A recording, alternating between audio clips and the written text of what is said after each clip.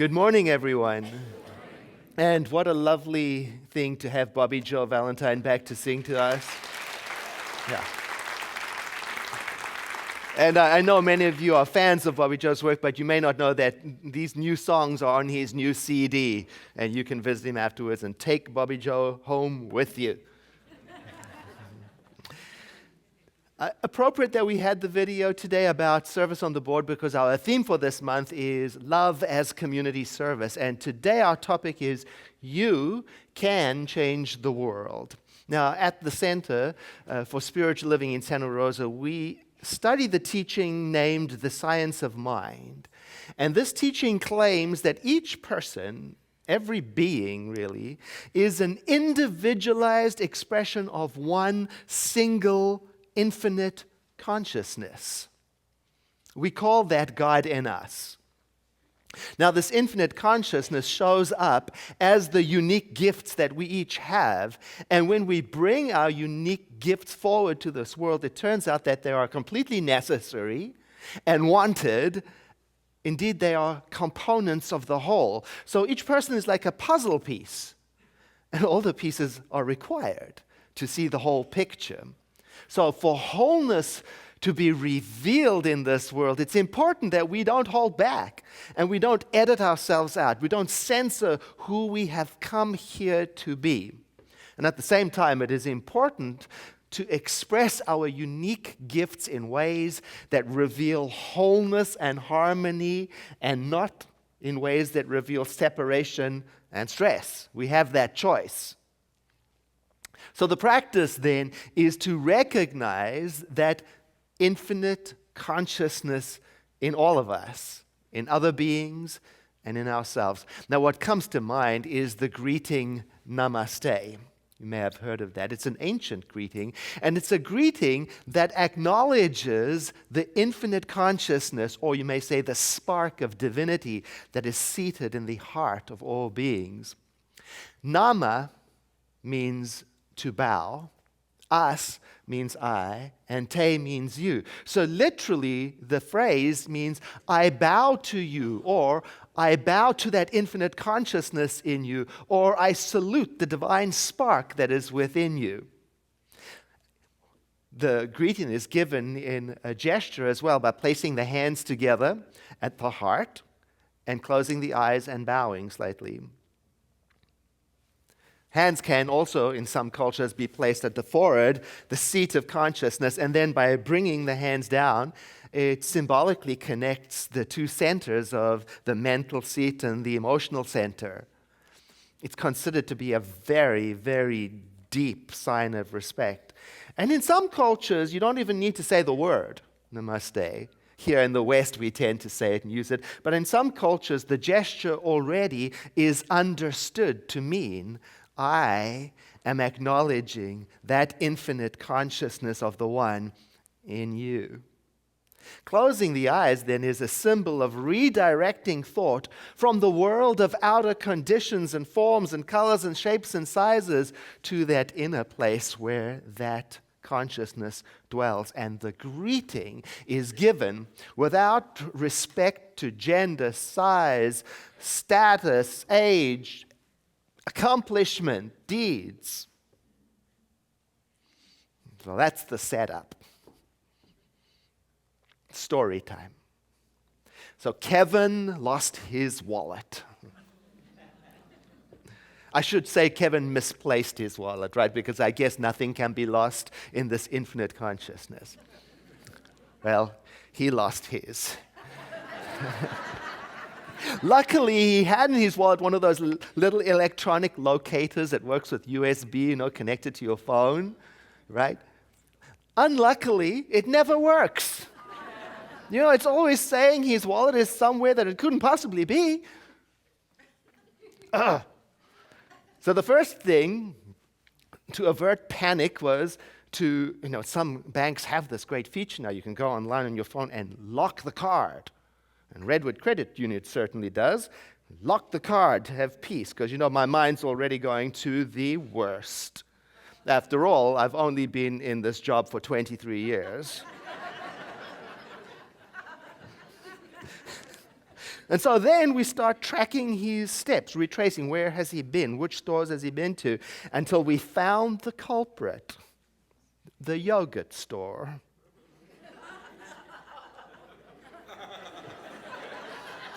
He had dropped the wallet outside of the yogurt store on the street, and don't you know, somebody picked it up and took it inside.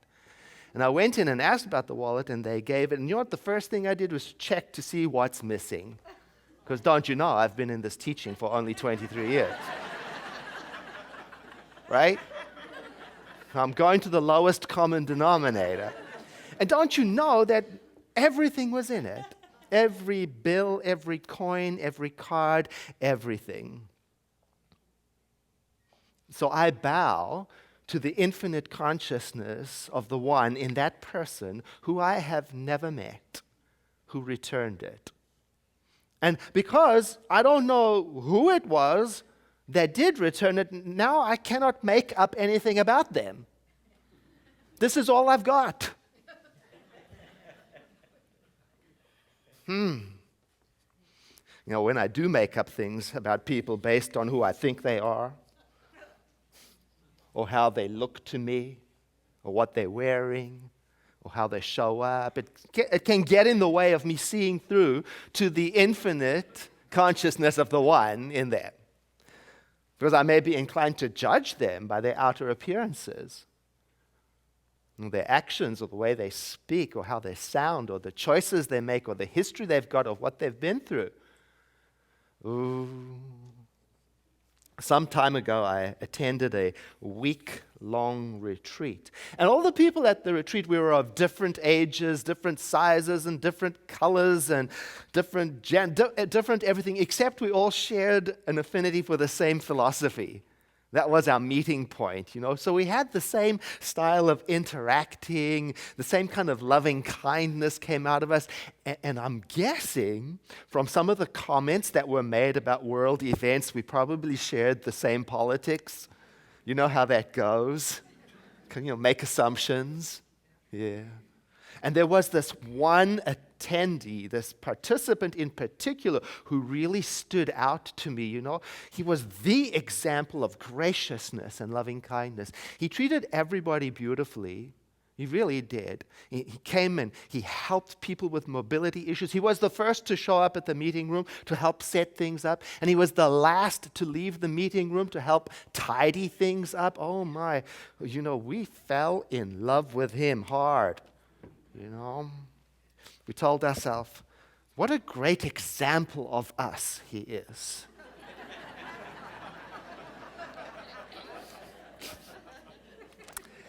Then on the last day, he revealed that in a previous election, he had voted for a candidate who was clearly unpopular with the rest of the group.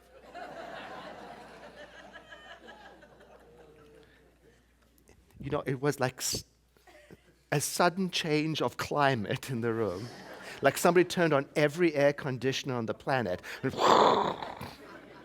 followed by an uncomfortable silence. What were we going to do? See, the problem is we had already fallen in love with him. What we're going to do now? You know? Before his disclosure, we were communing with the infinite consciousness of the one within him. After his disclosure, not me, but some of the people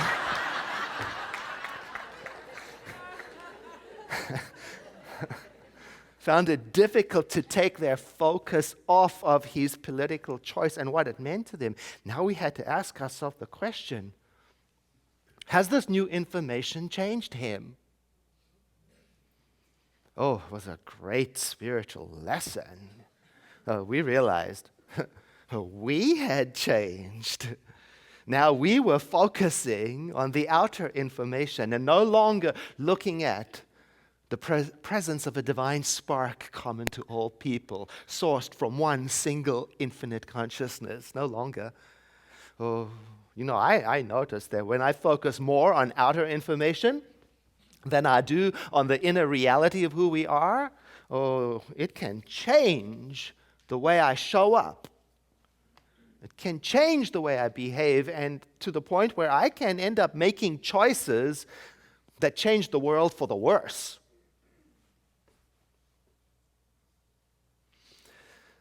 So a good practice is to pay attention to and try to notice and recognize and greet the infinite consciousness of the one, that divine spark within others and within myself. When we see it in others, it changes the way we show up for them. When we see it in ourselves, it changes the way we show up for ourselves and for the world. I think it's what causes us to become a living example of what I think is crucial in our world right now, and that is this: love. Now, I tell this story at least once a year. So I never get tired of it, so forgive me if you've heard it before. It's the story of the monastery in the woods that started to fall into disrepair because young people stopped being interested in the monastic life. And over time, as the numbers of monks got fewer and fewer, it got down to a point where there were only 5 left. And they got together around the senior monk, the abbot, and said, "We've got to do something. We have to inquire what is causing this, and is there a way out?" And one of them said, "I've heard that there is a mystic rabbi living in the woods. One of us should go and see him and ask if he can see the way out for us." And so the senior abbot traveled into the woods alone to visit with the mystic rabbi, who received him quite warmly and open-heartedly and listened and appreciated and empathized and said, "That's terrible. And I don't know the answer. I don't know what you should do. But I do know this, that one of you, 5, is the Messiah." So the abbot, somewhat shocked, took his leave and went back to his remaining 4 brothers and told what he had learned. And they sat with that. And what started to happen was this consideration of, well, maybe it's that one. Or on the off chance it's me, I better start showing up. Or that one, I've been having a difficult time. On the off chance it's him, I better start making the way clear for him. And so it came to pass that the monks started to treat each other with such reverence and kindness that people strolling through the forest could feel the vibration of loving kindness and started to come and have picnics in the grounds of the monastery, and then started to pitch in and started to help and started to discover that perhaps there was something about the monastic lifestyle that they might want to emulate, and the monastery came back into and beyond its former radiance. Namaste, Rabbi in the woods. I bow to the infinite consciousness of the one in him. But let's go back to the beginning of this message. Each person is an individualized expression of one single infinite consciousness, which we call God in us. This infinite consciousness shows up as the unique gifts that we each have. And when we bring those unique gifts forward into the world, we change the world. Abigail Lupi of Stockholm, New Jersey, age 10. She performed her first musical review 3 years ago at an assisted living center in honor of her great-grandmother's 100th birthday. And that's when she noticed that many of the elderly inhabitants of the home had no visitors. It made her very sad. And with her 10 years life experience, she couldn't change all of the loneliness on the planet. But she had to do something. So she invited her friends to perform with her at other assisted living residences, nursing homes, children's hospital, all over the state. And the result of this was the founding of an organization called Care Girls with a Z, an ensemble of 13 girls ages 3 to 13, and they have a repertoire of some 90 Broadway and pop songs. And Abigail says, "I like to brighten up people's days and help them have a fun time. When I do my best, I know they'll have a smile on their faces by the end." I bow to the consciousness of the one in Abigail Lopil. And I thank the living Spirit that she uses her talent to release joy in the world. John F. Kennedy said, one person can make a difference, and every person should try. Blair Gooch of Grand Rapids, Michigan, age 13. He was watching a TV newscast and he saw a little boy crying in a pile of rubble during the devastating January 2010 earthquake in Haiti. And it brought him to tears. He felt powerless. Even the next day, he was remembering it, feeling shaken up by it. And that's when he reached for his teddy bear because he remembered that his teddy bear would often bring to him comfort in times when he was not able to be comforted by anything else. And a thought occurred to him that maybe children in Haiti might find some sort of comfort too if they only had a teddy bear.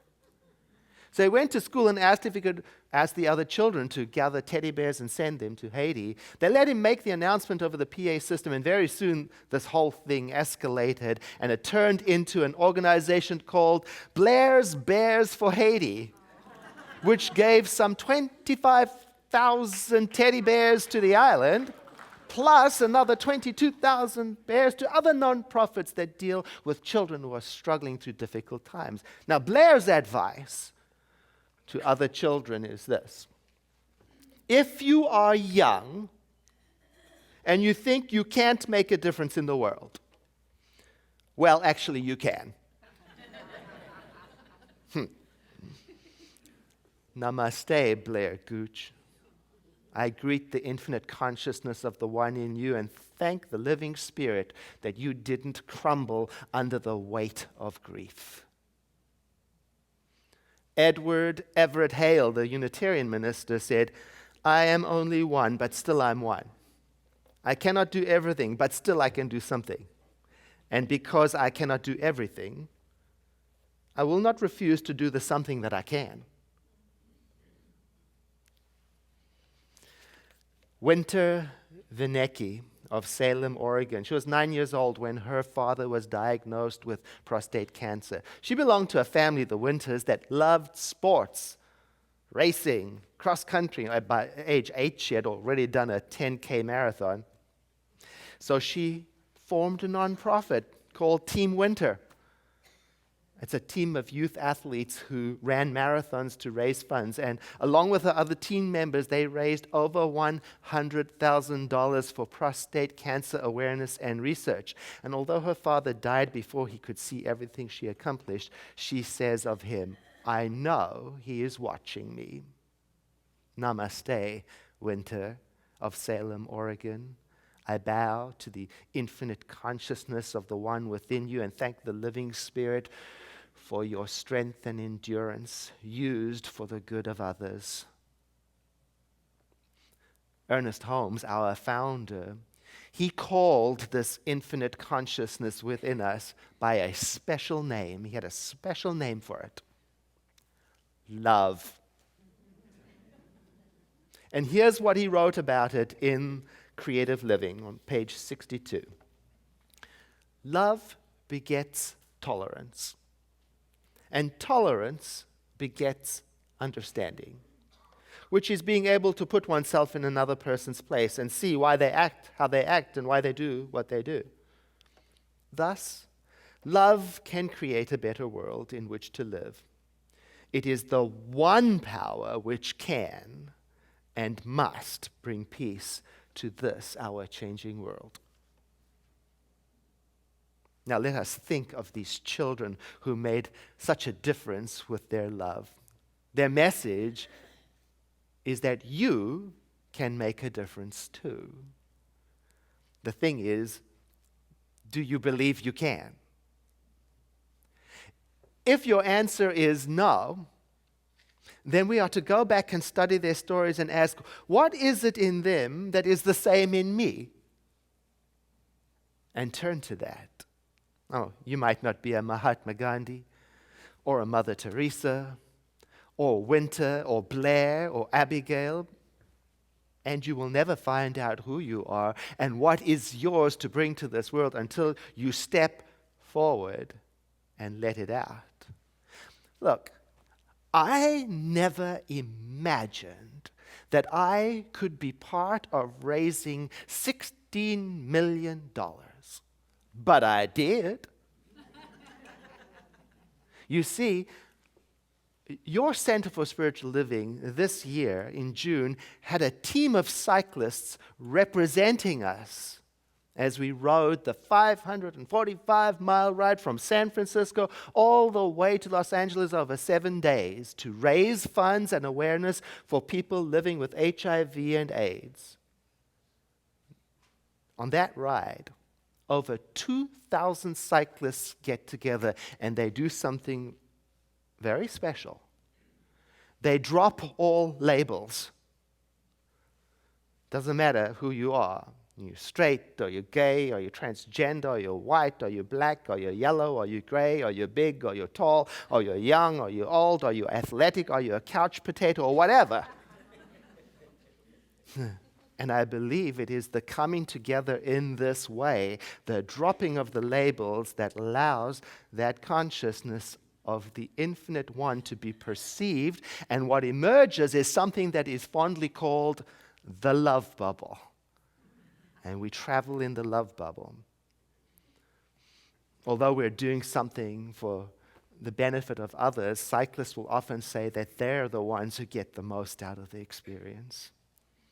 And one of the things that they often say they get out of it is the awareness, the realization that it is possible for such a diverse group of people, for so many in this group of people, to get together and rally behind one cause in a powerful, peaceful, and harmonious way. It gives them hope for humanity. On Wednesday, October the 4th, I'll be showing videos and photos from your Center for Spiritual Living cycle team, from their experience of the ride. It's at 7 p.m. on Wednesday, October the 4th. So that's not this coming Wednesday, it's the following Wednesday, right here in the sanctuary. And I invite you to join me as we get together to salute the infinite consciousness of the One within them. All right, back to the beginning of this message. Each person is an individualized expression of one single infinite consciousness. We call that God in us. This infinite consciousness shows up as the unique gifts that we have to bring forward, and when we bring them forward, it can change the world. So our work then is to recognize that infinite consciousness within ourselves and within all beings. Indeed, it might be the very thing that this world needs right now to reveal wholeness. Then we work to stay open and listen deeply to that consciousness within, so we can tap into the direction that it is nudging us to go in. Not like a command from above, no, more like a sacred guidance from within about how to release our particular form of love in this world. Now, I invite you to breathe in with me and to exhale, letting your eyes close as we join in a moment of prayer. Come, great and infinite mind of creation, and inspire me to do great works. Let your infinite wisdom make me wise. I am making myself available to your guidance and direction. Wonderful presence, flooding me, filling me with love, and inspiring me. Dissolving all fear, casting all doubt, and removing all blocks, setting me free. Love, strong and mighty in its work, filling me right now with its presence. So I say, my affairs are directed by the presence of love. My choices are guided by the presence of love.